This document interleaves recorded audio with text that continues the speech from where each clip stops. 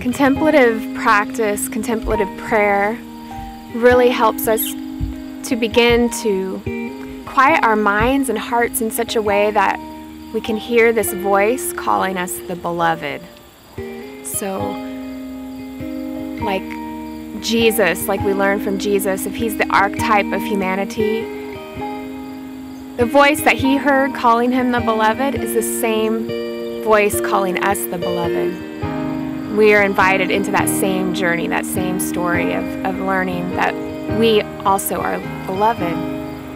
But the problem is that too often life distracts us from that voice. We're so busy and we have a lot of frenetic activity and we're always plugged in and we don't know how to unplug and detach from all of life that threatens to keep us from hearing that voice.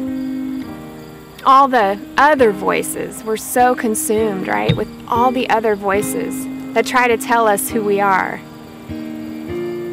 Henry Nouwen taught us that there are these three lies we often listen to, right? That I am what I have, I am what I do, I am what others say about me. And those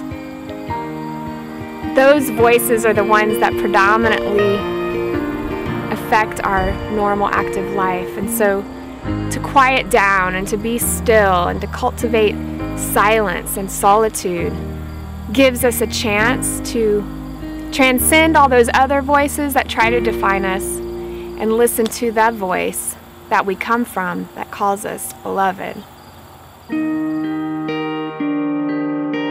To the degree that I know I am loved, I can then love others. The less I am connected to that love for myself, the less able I am to love freely, unconditionally, lavishly with others.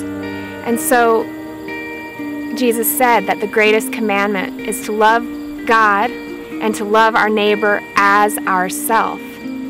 I think we have, in Western Christianity, I think we've done a really good job of trying to love our neighbor and trying to love God without having any sense of self-love. And the greatest commandment is to love God and love neighbor as ourself. And so contemplative prayer, contemplative practice is absolutely essential to accessing that love of self so that that love can then be given through us to others. But without that connection to the source of our belovedness, we project onto the world our own ideas of what we think love is. We have our own agendas for how to make the world a better place. And oftentimes those attempts are lacking in effectiveness. And too often we then try to take better care of everyone else than we're taking care of ourselves. And there's an incongruence there with love. So loving self, learning to love self, learning to access that divine love that calls us the beloved, enables us to let that love flow through us into the world to make the world a better place.